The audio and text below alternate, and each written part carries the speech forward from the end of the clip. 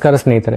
2026ರಲ್ಲಿ ಜಗತ್ತಿನಲ್ಲಿ ಎದುರಾಗಿರೋ ಯುದ್ಧದ ಭೀತಿ, AI ಅಪಾಯ ಮತ್ತು ಹವಾಮಾನ ಬದಲಾವಣೆಗಳು ಇವೆಲ್ಲವೂ ನಮಗೆ ಆತಂಕ ಹುಟ್ಟಿಸಿರಬಹುದು. ಎಲ್ಲ ವಿನಾಶಗಳಿಂದ ಬದುಕಿ ಉಳಿಯೋದು ಯಾರು ಗೊತ್ತಾ? ಶ್ರೀಮಂತರು ಮತ್ತು ಪ್ರಭಾವಿ ವ್ಯಕ್ತಿಗಳು. ಯಾಕಂದ್ರೆ ಅವರು ನಮಗೆ ಗೊತ್ತಿಲ್ಲದ ಒಂದು ರಹಸ್ಯ ಜಗತ್ತನ್ನು ಭೂಮಿಯ ಅಡಿಯಲ್ಲಿ ಸೃಷ್ಟಿಸುತ್ತಿದ್ದಾರೆ. ವರ್ಮೌಂಟ್ ಇರ್ಬೋದು, ನ್ಯೂಜಿಲೆಂಡ್ ಇರ್ಬೋದು, ಅಥವಾ ಯುರೋಪ್ನ ಯಾವುದಾದ್ರೂ ಗುಡ್ಡದ ಅಡಿ ಇರ್ಬೋದು. ಶತಕೋಟಿ ಡಾಲರ್ಸ್ ಖರ್ಚು ಮಾಡಿ ನಮ್ಮ ಕಣ್ಣಿಗೆ ಕಾಣದಂತೆ ಭೂಮಿಯ ಆಳದಲ್ಲಿ ಆ ಬಂಕರ್ಗಳನ್ನು ನಿರ್ಮಿಸಲಾಗಿದೆ. ಇವು ಕೇವಲ ಆಶ್ರಯ ತಾಣಗಳಲ್ಲ, ಬರೀ ತಿನ್ನೋಕೆ ಸಿಗೋ ಜಾಗಗಳು ಅಲ್ಲ. ಇದು ಇಡೀ ಒಂದು ಭೂಗತ ನಗರ.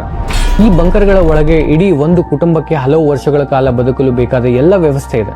ಸ್ವಚ್ಛ ಗಾಳಿ, ನೀರು, ಆಹಾರ, ಎಷ್ಟು ದೊಡ್ಡ ಲೈಬ್ರರಿಗಳು, ಸಿನಿಮಾ ಹಾಲ್ಗಳು.